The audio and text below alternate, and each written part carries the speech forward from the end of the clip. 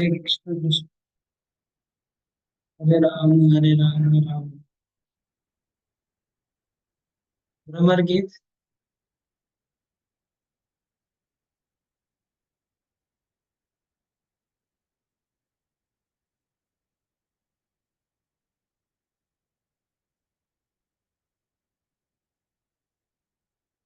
भ्रमर गीत श्लोक नंबर 15। देवी भुवि चरसायां शास्त्रे सद्गुरापां कपटरुचिरास्याभ्रुविचिन्तयांसि चरणरज उपास्ते यस्य भूतिर्यं अपि च कृपणपक्षे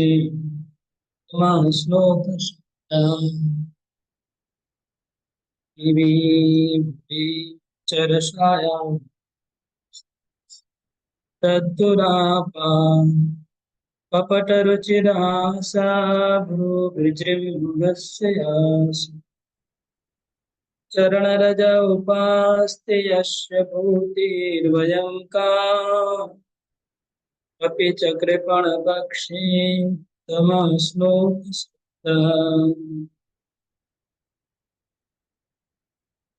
अनुवाद।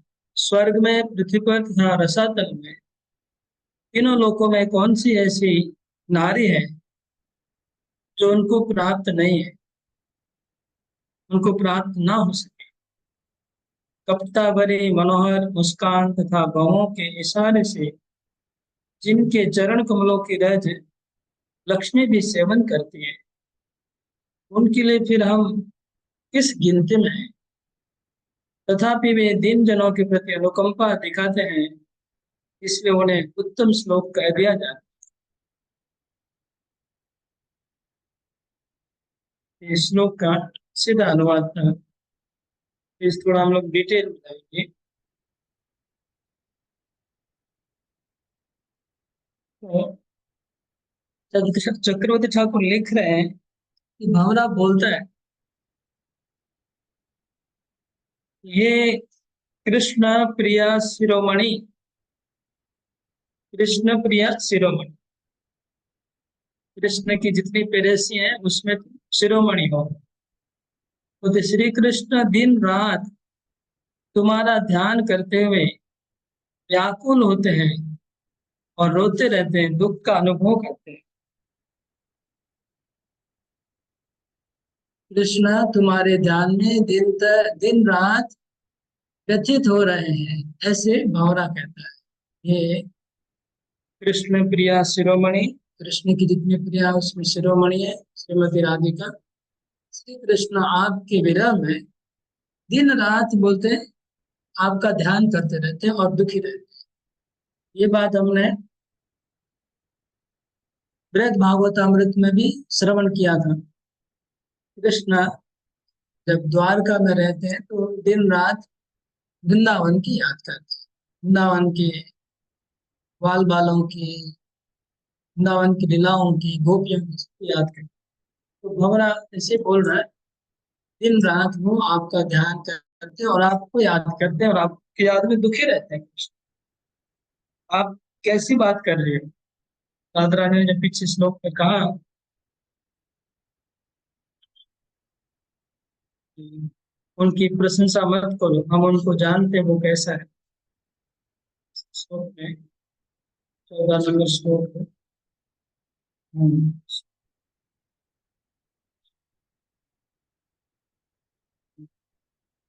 तुम यहाँ कृष्ण की महिमा इधर मत गाओ, जाके मथुरा में गाओ, हम लोग के पास मत गाओ। तब श्री कृष्ण से हमारा क्या संपर्क है, ऐसे राधा रानी पिछले श्लोक में बोले। वो तो मथुरा वासी है, उनसे वहां जाके गुणगान। तो उसके उत्तर में भंवरा कहता है कि आप ऐसा मत कहिए। श्रीधर स्वामी लिखते हैं, भो माता, श्रीधर स्वामी लिखते हैं कि हे माता, भंवरा कहते हैं, हे माता, हे माता, हे माता, ऐसा मत बोलिए। ऐसा मत करो। आपका स्मरण में कृष्ण पीड़ित हो रहे हैं, इसलिए तुम्हें प्रसन्न करने के लिए मुझे आदेश दिया है। तब उसके उत्तर में इस श्लोक में राधा रानी कहती है कि मेरा ध्यान करने की क्या जरूरत है। उनको कोई भी स्त्री चाहिए, दुनिया में कोई भी स्त्री उनके लिए दुर्लभ नहीं है। तद दुरापा क्या मतलब? देवी, भूमि और असुर, तीन शब्द आया। देवी मतलब स्वर्ग में, स्वर्ग की कोई भी स्त्री कृष्ण के लिए दुर्लभ नहीं है। भूमि मतलब पृथ्वी पे, इस दुनिया में ऐसी कोई स्त्री नहीं होगी जो कृष्ण के प्रति आकर्षित नहीं हो। कृष्ण के बल से सुन के सब लोग आकर्षित होते हैं। स्त्रियों की बात छोड़ देते हैं, कृष्ण की बंसी सुन के वृक्ष, पशु, पंछी, सब लोग अपना भान खो देते हैं। ये मधुर मुरली बजाते हैं कृष्ण। तो स्वर्ग में ऐसी कोई स्त्री नहीं है जो कृष्ण के प्रति आकर्षित नहीं हो। इस पृथ्वी पे ऐसी कोई स्त्री नहीं कृष्ण के प्रति आकर्षित नहीं है। और रसायाम मतलब रसातल, रसातल में मतलब पाताल में, स्वर्ग में और पृथ्वी में, तीनों लोकों में अलग अलग से लिखा। स्वर्ग, मर्त्य और पाताल, रसातल, तीनों लोकों में कोई भी रमणी जो है वो उनको अप्राप्त नहीं है। तो फिर मेरे लिए उतना व्यथित होने की क्या जरूरत है? तो फिर मथुरा की स्त्रियों के बारे में क्या है? मथुरा में तो बहुत स्त्रियां हैं, उनको कोई कमी नहीं है, मेरी क्यों याद करेंगे? ऐसे राधा रानी कह रही है। तो फिर आगे कल्पना करते हैं कि अगर स्वर्ग की स्त्रियां और रसातल की स्त्रियां, इवन पृथ्वी की स्त्रियां दुर्लभ नहीं है, फिर मथुरा की स्त्रियों के लिए क्या कहना है? उसमें कहते हैं मथुरा की स्त्रियों के लिए अगर जरूरत पड़ा, अगर जरूरत पड़ा तो मथुरा की स्त्रियां अगर, समझ लीजिए, उनको अगर शादी करना है, उनके लिए बहुत दहेज की जरूरत है, तो दहेज की अगर बहुत जरूरत पड़ी कृष्ण को, तो बोलने के अगर कृष्ण कपट रुचिर हास जो विजृंभस्य यास, श्री कृष्ण उनकी कपट रुचि, कपट रुचिर हास, श्री कृष्ण की जो मुस्कान है, मधुर मुस्कान है, मधुर मुस्कान अगर एक बार छोड़ देंगे, कृष्ण अगर एक बार अपने मधुर मुस्कान छोड़ देंगे तो क्या होगा?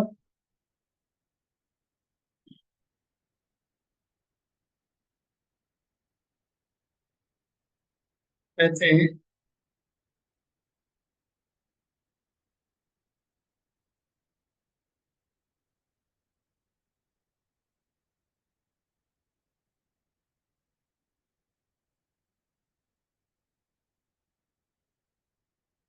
अगर मधुर मुस्कान छोड़ देते हैं कृष्ण, उनको पण आदि कुछ नहीं लगेगा, कोई पण नहीं लगेगा। पण मतलब दाम, दाम व दहेज नहीं लगेगा, सब कुछ उसमें पेमेंट हो जाएगा।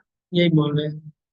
न तद अंगना प्राप्तो तस्य किंचित प्रणादिको। चलो अच्छे।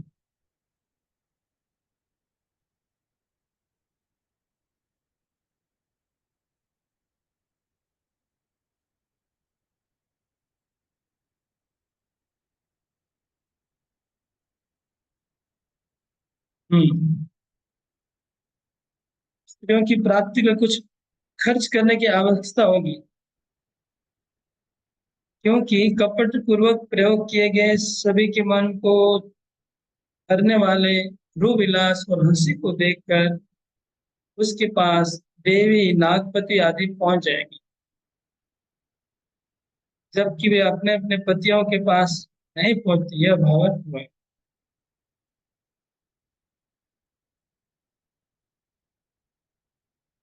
मथुरा की नारियों को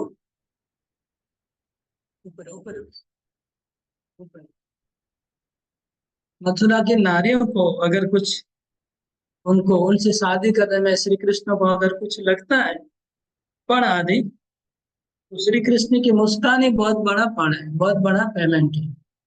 कैसी कपट मुस्कान, झूठी मुस्कान, कपट मुस्कान और उनकी भ्रू विलास, श्री कृष्ण का भ्रू विलास और उनकी मुस्कान, उससे ही आ, वो मथुरा की नारियां अपने पतियों को छोड़ के चली आई, ऐसा बोलते। लेकिन नारियां अपने पतियों को छोड़ के कृष्ण के पास चली आई। मैं थोड़ा अटक अटक के बोल रहा हूँ क्योंकि दो कमेंट्री है ना, उसको मिला के बोलना पड़ता है, प्लस इतना विस्तार से लिखा हुआ है ना, तो हमको संक्षिप्त में कर करके बोलना पड़ता है। पूरा पढ़ूंगा तो और आप लोग और अच्छा मिलेंगे।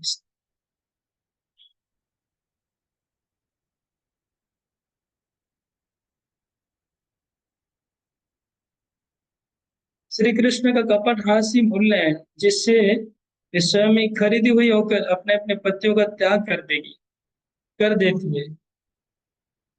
श्री कृष्ण की हास्य से, उनकी मुस्कान से मथुरा की नारियां जैसे खरीद ली जाएगी, जैसे कृष्ण उनको खरीद लेंगे ऐसा होगा, और अपने पतियों को छोड़ के वो कृष्ण के पास चली जाएंगी।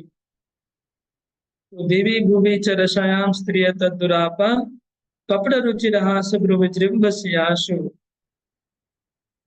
फिर आगे राधा रानी कहती हैं,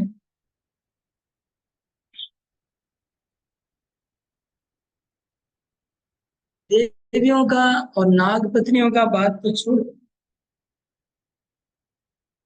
श्री कृष्ण को देवियां भी प्राप्त है और नाग पत्नियां भी प्राप्त, तो फिर मथुरा की नारियों को प्राप्त करने में उनको कोई मुश्किलें नहीं होगी। आप बोलते हैं कि देवियां की बात छोड़ दीजिए, नाग पत्नियां की बात छोड़ दीजिए, स्वयं लक्ष्मी देवी श्री कृष्ण के चरण कमलों की उपासना करती है। स्वयं लक्ष्मी देवी कृष्ण के चरण कमलों की उपासना करती है, और नारायण की पत्नी है लक्ष्मी देवी, नारायण की पत्नी है, फिर भी श्री कृष्ण को प्राप्त करने का इच्छा रखती है।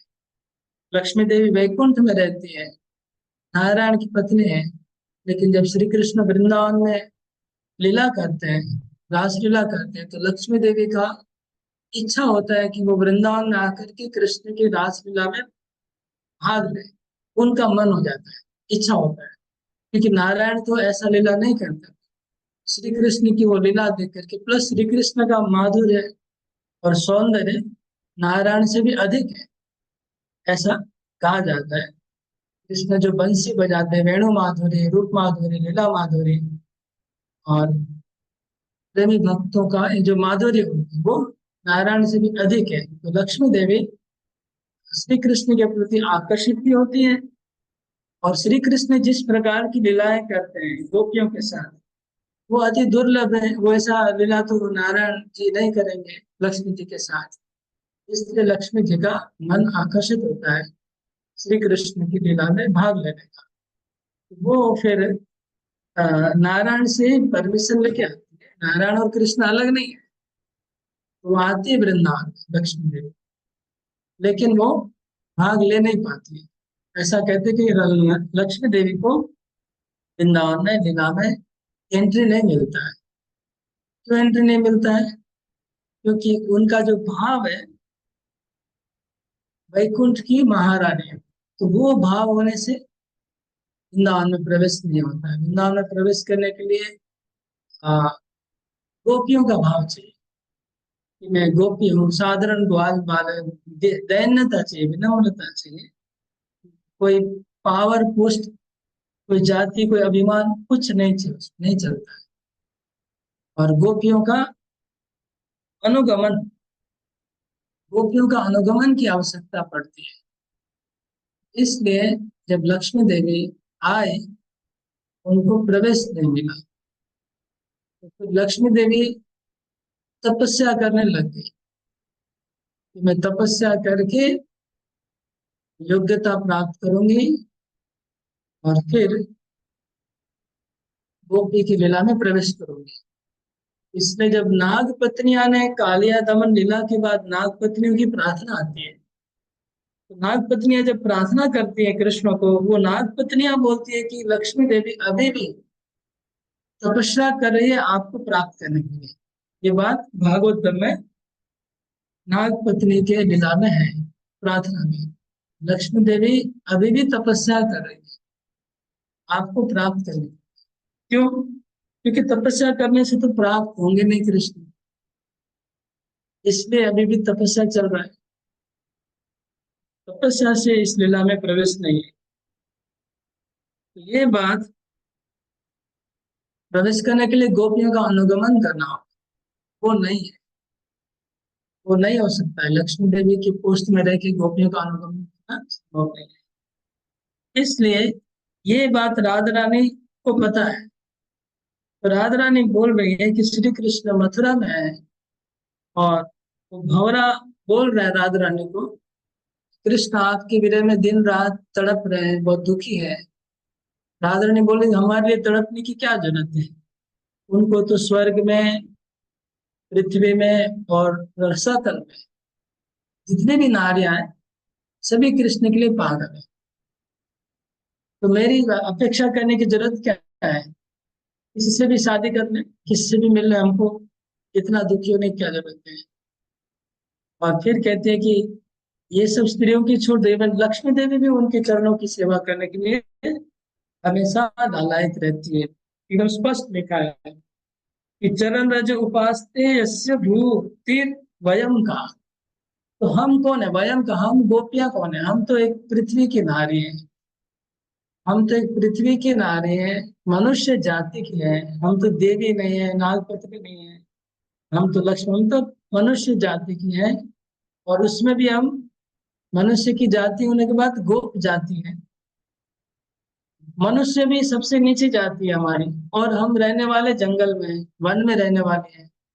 तो हमारे लिए इतना इंतजार करने की क्या जरूरत है, जब इतनी इतनी महान स्त्रियां उनको मिल रही है। तो ये इनडायरेक्टली अपना गर्व प्रकाश, ये चक्रवर्ती ठाकुर बोलते हैं, ये जो भाव है इस श्लोक का, वो क्या भाव है? ये भाव है गर्व गर्भित ईर्ष्या। गर्व गर्भित ईर्ष्या, इसमें गर्व है। गर्व कैसा है?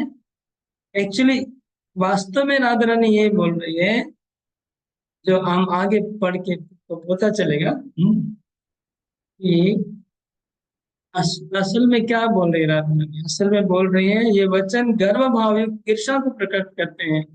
ईर्ष्या इस भाव को व्यक्त करती है कि हम तो गोपियां लक्ष्मी की तुलना में भी हमारी प्रेम की अधिकता है, हमारा रूप और लावण्य लक्ष्मी जी से भी अधिक है। ये एक्चुअली भाव है बोल राधा रानी का, कि हम लक्ष्मी से भी कम नहीं है। ये अंदर का भाव है।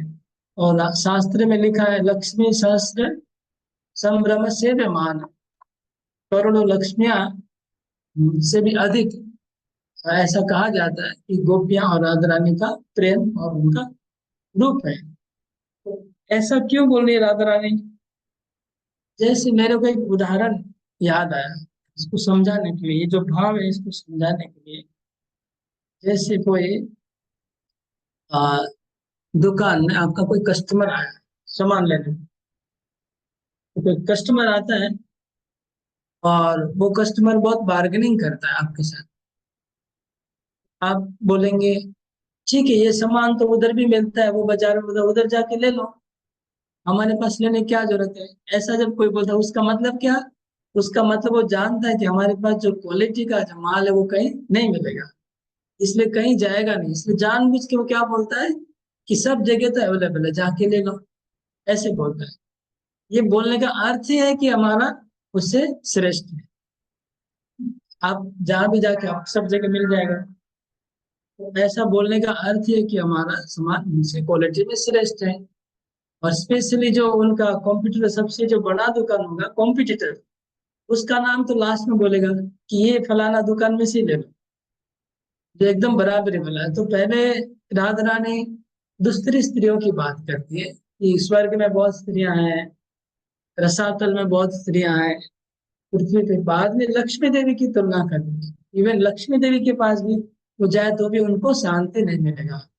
गोपियों जैसा भक्ति उनको कहीं नहीं मिलेगी, ये बोलना चाह रहा है राधा रानी, ये बोलना चाह रहे हैं कि गोपियों जैसी भक्ति, हम वृंदावन की जो गोपियां हैं हमारे जैसी भक्ति उनको कहीं नहीं मिलेगी। चाहे पृथ्वी पे जाए, चाहे स्वर्ग में जाए, चाहे पाताल में जाए, चाहे वैकुंठ में चले जाए। ये एक्चुअली बोलने का उद्देश्य था। ये सार गर्भित, गर्व गर्भित ईर्षा बोल रहे हैं इसको। गर्व गर्भित, गर्व है कि हम श्रेष्ठ हैं, और ईर्षा भी है कि जब ईर्षा मतलब अपने कॉम्पिटिटर का नाम ले रहे हैं, अपने प्रतियोगी का, प्रतिस्पर्धी का नाम। जैसे हमारा जो बिजनेस में भी कॉम्पिटिटर होता है ना, जो दूसरे लोग सामान बेचते हैं उसका नाम लेते हैं, उसके बाद जाओ वो अच्छा सामान देगा। जानबूझ के उसका नाम लेते जो अपना एनिमी है। इसमें जानबूझ के राधा रानी लक्ष्मी देवी का नाम लेती है, इसलिए इसमें ईर्षा भी है, सार गर्भित ईर्षा भी है। और हरि की कुहकता को प्रकट कर रही है। हरि की कुहकता प्रकट, क्या है कुहकता? कि वो अपने कपटपूर्ण हंसी से, कृष्ण अपनी कापट्य रूपी हंसी से ही सबको जीत लेते, रियल हंसी नहीं, मतलब कपट हंसी से, अपना कापट्यपूर्ण हास्य से हरि कृष्ण सबको जीत लेते। हास्य और भ्रू, भ्रू विलास, भ्रू विलास से और कापट सबको जीत लेते। इसलिए उनको क्या जरूरत है हमारे इंतजार करने की।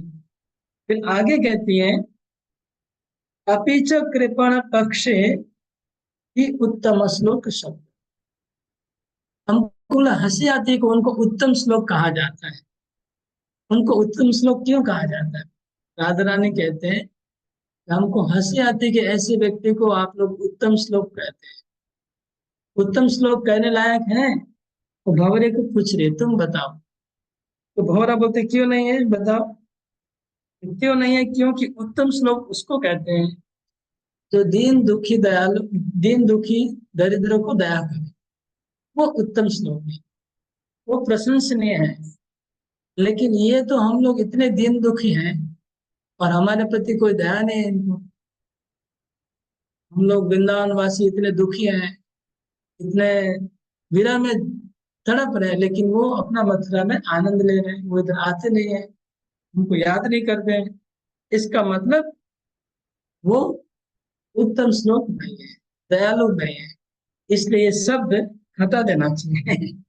उत्तम श्लोक क्यों बोल रहे हैं? उत्तम श्लोक शब्द ही, उत्तम श्लोक शब्द कृपण पक्षी, वास्तव में वो कृपण है, उनको दया उनके पास नहीं है। ऐसे कृपण व्यक्ति को दया करते हैं उनको ही तो उत्तम श्लोक कहा जाता है। दुखी व्यक्ति या फिर वो कृपण है, उनको आप दयालु मत बोलिए, हम लोग को दया नहीं कर रहे। इस प्रकार इस श्लोक में ये सब वर्णन हुआ। हम अगला श्लोक भी, दो श्लोक करने का सोच रहे हैं। श्लोक तो लगभग मैंने एक्सप्लेन कर ही दिया, मैंने बहुत संक्षिप्त में बताया, टीका तो बहुत बड़ी थी, संक्षिप्त में बताया।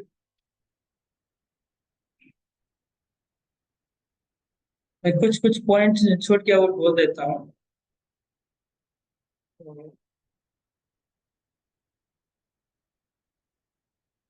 जी गोस्वामी बोल रहे हैं यहाँ पर, भावना पूछता है कि अगर वो सब स्त्रियों को कपट हास्य से मोहित कर लेता है, आपको जब पता है तो आपको सावधान हो जाना चाहिए। आप सावधान क्यों नहीं हो गए? ऐसे पूछता है। उस उत्तर में राधा रानी कहती है, हम अबला जन हैं, हम अबला हैं, हम बहुत स्त्रियां हैं, वो अपना भ्रू विलास करने में बहुत एक्सपर्ट है। जब अपना कपट भ्रू विलास करते हैं कृष्ण, तो कोई नहीं रह सकता। इवन स्वर्ग की नारियां नहीं रह सकती है, लक्ष्मी देवी नहीं रह सकती, तो हमारे क्या औकात है? हम लोग तो उसमें ऐसे ही फंस जाते हैं। ये कहने का अर्थ है। एक पॉइंट ये बताया जी कुछ। तो ये था इस श्लोक का, जो हमने कहा था 10 प्रकार का चित्र जल्प होता है। पहला था प्रजल्प, दूसरा था परिजल्प, दूसरा तीसरा था हम्म, तीसरा क्या था, विजल्प शायद, विजल्प। और ये जो श्लोक है वो है उज्जल्प।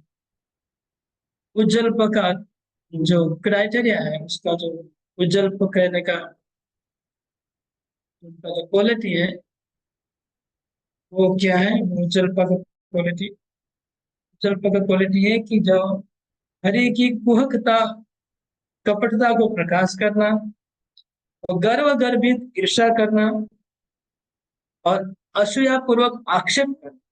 ईर्ष्या पूर्वक आक्षेप, ईर्ष्या पूर्वक आक्षेप कहाँ हुआ, जब उन्होंने कहा कि उत्तम श्लोक उनको नहीं कहना चाहिए, ये ईर्ष्या पूर्वक आक्षेप हुआ। ऐसे भाव को उज्जल्प नामक अनुभव कहा जाता है। 10 प्रकार का अनुभव उज्ज्वल नीलमणि से बता रहे हैं। श्लोक नंबर 16। विसृज शिरसि पादं वेद्यहम् चाटुकारिरनुनयामि तेभ्यस्तदोतेर्मुकुन्दा स्वकृत इह विसृष्टा पत्यपत्यालोका व्यसृजदकृतचेता सन्देयमस्मिन् विसृजा शिरसि वेद्यं चाटुकारे अनुनया विदुषस्तेभे तेर्मुकुन्दा स्वकृतयः विसृष्टा पत्य पत्यन्यलोका सृजादकृतचेता संदेयमस्मिन्। अनुवाद। हे भ्रमर, अपने मस्तक पर रखे हुए मेरे चरण को छोड़ दो। मैं तुम्हें जानती हूँ, तेरे स्वामी मुकुंद को भी अच्छी तरह जानती हूँ। चापलूसी करने में बहुत निपुण हूँ। अनुनय वनय विनय करने की रीति में भी वे बड़े पंडित हैं। उनसे ही तुमने चापलूसी अनुनय विनय करने की शिक्षा प्राप्त की है, और तू यहाँ दूत बन के आया है, यह भी मैं जानती हूँ। वे अकृतज्ञ हैं। देखो, उनके लिए ही हमने पति पुत्र समस्त बंधु बांधव का त्याग किया है, किंतु वे हमें त्याग करके मथुरा में बसे हुए हैं। ऐसे अकृतज्ञ और कठोर सठ व्यक्ति के साथ संधि कैसे की जाए, उनको विश्वास कैसा किया जाए, तुम ही बोलो। तो भंवरे को राधा रानी बोल रही। भंवरा राधा रानी के चरणों के पास भंवरा बैठा हुआ है। उद्धव जी उनको समझाने के लिए आए हुए हैं। राधा रानी भंवरे को इंगित करके उद्धव जी को अपना भाव प्रकट करे, ताकि उद्धव जी जाके कृष्ण को मथुरा में बताएं। ये बैकग्राउंड है। अभी इस श्लोक के भूमिका में चक्रवर्ती ठाकुर कहते हैं कि वो भंवरा सुगंध की लोभ में राधा रानी के पांव के नीचे गया, और राधा रानी के पांव को स्पर्श किया भंवरे सुगंध से। उनके चरणों में जो सुगंध है, इसकी स्पर्श तल में प्रवेश।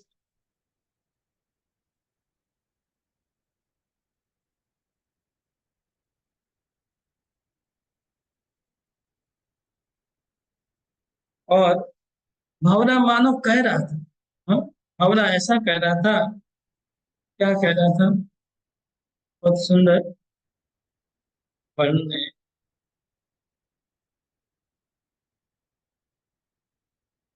भंवरा कह रहा था मानो कि हे देवी, ये देवी राधिका, आपके चरण के नख की कांति में करोड़ों लक्ष्मियां न्यौछावर की जा सकती है। आपके चरणों में करोड़ों लक्ष्मी न्यौछावर हो जाती है।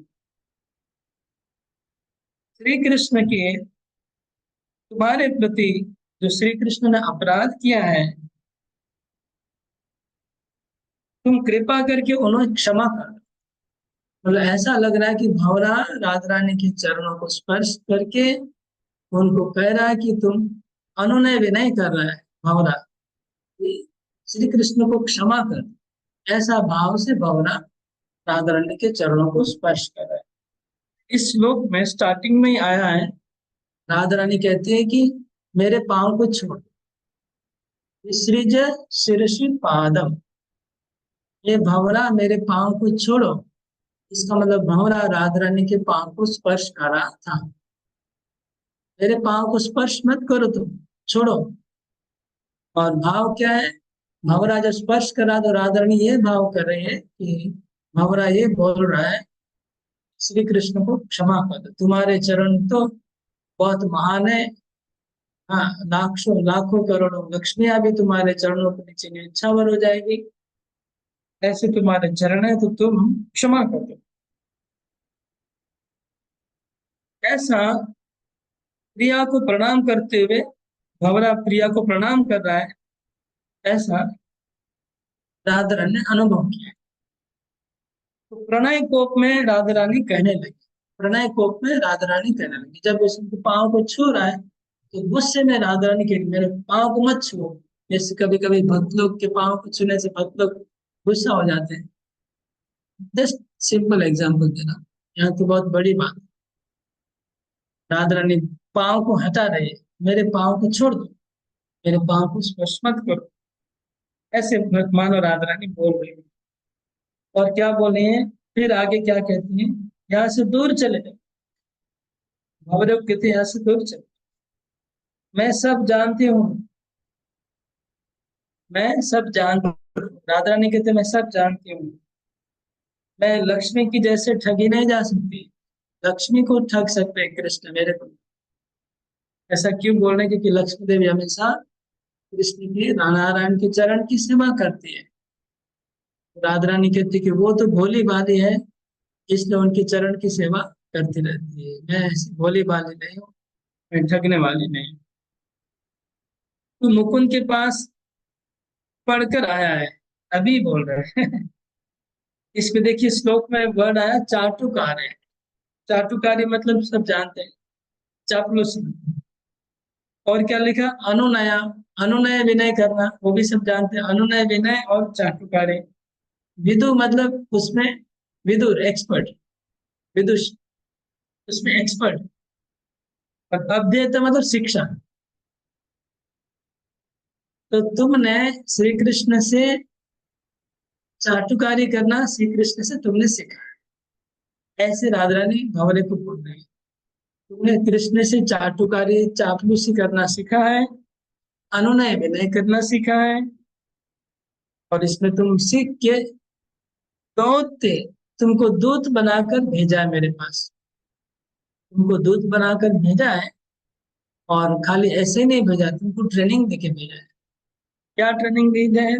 चापलूसी करने का और अनुनय विनय करने का ट्रेनिंग देके राधा कृष्ण, राधा रानी को पता है श्री कृष्ण इसमें कितने एक्सपर्ट। इसका मतलब राधा रानी जानती है कि कृष्ण कैसे चापलूसी करते हैं, कैसे अनुनय विनय करते हैं। ये राधा रानी ने देखा है, इसका मतलब अनुभव किया है। तो अभी भंवरा पाँव में स्पर्श कर रहा है तो उनको वही याद आ गया। वो बोले कि हाँ तुम ऐसे ही कर रहे हो। वैसे तो उद्धव जी दूत बन के आए थे, उद्धव जी दूत बन के आए हैं। राधा ने बोले तुम दूत बन के आए हो, मतलब उद्धव जी को ही बोल रहे हैं, दूत बन के आए हो कृष्ण के और अनुनय विनय कर रहे हो मेरे को। लेकिन ये सब चापलूसी जिससे सीखा है मेरे को पता है, इस इसलिए सब कपट, मतलब कृष्ण का कहने का अर्थ है कपट है, रियल नहीं। राधा रानी बोलना चाह रही कि कपट है, रियल नहीं चापलूसी। फिर आगे कहते हैं हाँ, सीख पढ़कर चाटुकारिता द्वारा अनुनय करने में कुशल हो अर्थात प्रिय लगने वाली उक्तियों की रचना करके दुष्ट कर्मों का द्वारा अनुनय करने में कुशल हो। मतलब प्रिय लगने वाली उक्तियों की रचना करने में तुम कुछ अच्छी रचना करके बोल सकते हो। तूने उस कृष्ण से अनुनय प्रकार को सीख लिया है, ऐसे तेरे स्वभाव आदि को मैं जानती हूँ। तब भंवरा कहता है कि हे स्वामिनी, आपको उन कृष्ण के साथ झगड़ा नहीं करना चाहिए। भंवरा कहता है कि हे राधारानी, हे स्वामिनी, आपको कृष्ण के साथ झगड़ा नहीं करना चाहिए, जो आपके करोड़ों प्राणों से भी अधिक प्यारा है। कृष्ण तो आपको बहुत प्यारा है, हम जानते हैं। आपके करोड़ों प्राणों से भी कृष्ण आपको ज्यादा प्यारा है, तो उन कृष्ण के साथ आप झगड़ा क्यों कर रही है? ऐसे मानो भंवरा कहता है। तब बल्कि मुझे संधि करना ही उपयुक्त है। आपको संधि करना चाहिए कृष्ण के साथ। मैं संधि करने आया हूँ, आप दोनों का संधि करने में आया हूँ। भंवरा ऐसे बोलता है। बोले कि इन वचनों को सुनकर राधा रानी बोली, अहो, उनके लिए तो हमने, अच्छा अभी अभी संधि करने का जब बात बोला भंवरा, संधि करनी चाहिए, तब भंवरा राधा रानी कंपेयर करने लगती है, संधि करने के लिए विचार करती है कि अभी तुम विचार करो, हमने उनके लिए क्या क्या किया। हमने कृष्ण के लिए अपने संतान को, पति को, माता पिता को, भाई बहन को, समाज को सब त्याग दिया। आधी रात में हम लोग उसकी मुरली का आवाज सुन के सब घर बार छोड़ के उनके पास चले गए। और हम लोग ने तो इसमें जो सब कुछ छोड़ने की बात है, सब गोपियों को इंक्लूड करके राधा ने बोल रही। राधा रानी ने खुद ने तो सब कुछ नहीं छोड़ा, लेकिन कई गोपियों ने पति को छोड़ा, कई गोपियों ने पुत्र को छोड़ा, कई गोपियों ने माता पिता को छोड़ा, कई गोपियों ने भाई बहन को छोड़ा। तो सब गोपियों को लेकर के राधा रानी बोल रही है कि हमने तो सब कुछ छोड़ा कृष्ण के लिए, तो हमने सब कुछ छोड़ा। ऐसी गोपियों को कृष्ण ने त्याग कर दिया, तो ऐसी हम लोग कुछ छोड़ के उनको जाना चाहिए? आप बोले कि संधि करें, तो संधि करने के लिए तो वो आदमी का विचार करना चाहिए, आदमी कैसा है जिसके साथ हम संधि करेंगे। उन्होंने तो हमें ऐसा किया, इसलिए क्या, अकृत चेता। अकृत चेता शब्द कृष्ण को राधा रानी, अकृत चेता मतलब अकृतज्ञ। अकृत चेता अकृतज्ञ मतलब हमारी जो सेवा है, हमने जो उनके लिए किया है, उसका उनको ज्ञान नहीं है, उनको वो याद नहीं रखते, वो अकृत चेता। अकृतज्ञ किसको कहते हैं? अनग्रेटफुल, अकृतज्ञ। अकृतज्ञ मतलब कृतज्ञ, मतलब मेरा कोई अगर उपकार कर रहा है तो उसको हमें याद रखना चाहिए कि इसने मेरा उपकार किया है, तो इसको कृतज्ञ कहते हैं। अकृतज्ञ मतलब किसी ने मेरा उपकार किया है, हम उसको भूल जाते हैं, उसको बोलते हैं अकृतज्ञ।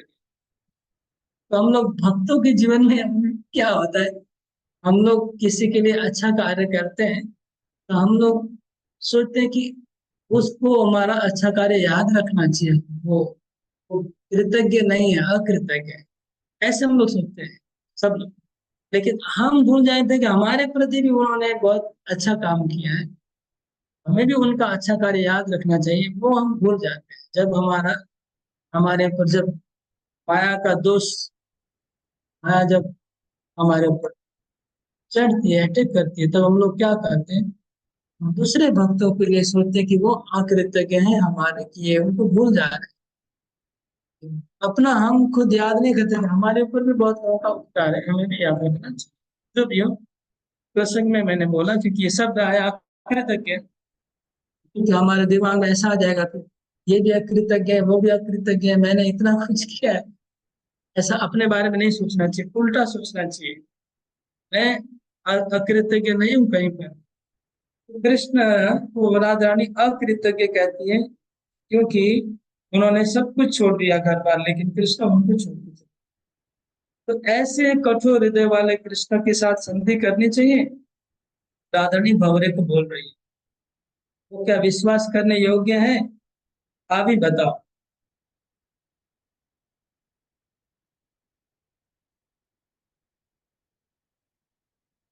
इसलिए इस श्लोक में क्या हुआ, जैसे हमेशा हर श्लोक का चक्रवर्ती ठाकुर बताते हैं कि कौन सा भाव है। इस श्लोक में भाव क्या है? अ, पहले हो गया आक्षेप मुद्रा, श्री कृष्ण को आक्षेप करना। आक्षेप, आक्षेप मुद्रा, उर्ध्वाधर में उसका हंसी उड़ाना, मजाक उड़ाना, और आक्षेप करना, और फिर अकृतज्ञ अकृतज्ञ अकृतज्ञता का आरोप करना, निर्दयता का आरोप करना, प्रेम शून्यता का आरोप करना, इसको संजल्प कहते हैं। परिहास गर्भित आक्षेप मुद्रा, अकृतज्ञ कहते वचन को संजल्प कहा जाता है। इसमें राधा रानी पहले परिहास की, परिहास कैसे की, वो ये श्लोक याद भी नहीं रहते, बहुत डिफिकल्ट है। परिहास कहते हैं उनको चाटुकारी, ये बोला ना मेरा तुम हाँ चापलूसी मत करो, उससे चापलूसी सीख के आए हो, ये परिहास था। उनका हंसी उड़ाना था। और फिर आगे कहा अकृतज्ञ, कहा उनको, वो तो डायरेक्ट ही कहा अकृत चेतन। उसके बाद उनको कहा निर्दयता का, कहा निर्दय है क्योंकि हम लोग ने सब कुछ छोड़ा और उन्होंने याद ही नहीं किया। निर्दयता का उनके ऊपर आक्षेप किया, दोषारोप किया। तो ये जो भाव है इसको संजल्प कहते हैं। तो हम लोग 10 प्रकार का चित्र जल्प है राधा रानी करती है। पहला था, सब थोड़ा याद रखना बहुत डिफिकल्ट है, फिर भी ये याद रखना असंभव, इतना जरूरी भी नहीं है याद रखना, क्योंकि हम चर्चा कर रहे हैं इसलिए थोड़ा याद कर लेते हैं। प्रजल्प, परिजल्प, उसके बाद विजल्प, संजल्प और उज्जल्प, ये 5 हुआ। आज तक 5 श्लोक करूंगा, कल हम आगे करेंगे। हरे कृष्णा कृष्ण कृष्ण हरे हरे, हरे राम राम राम हरे। जैसे बात की जाए, अभी आप लोग सब अनम्यूट कर सकते हैं, अनम्यूट करके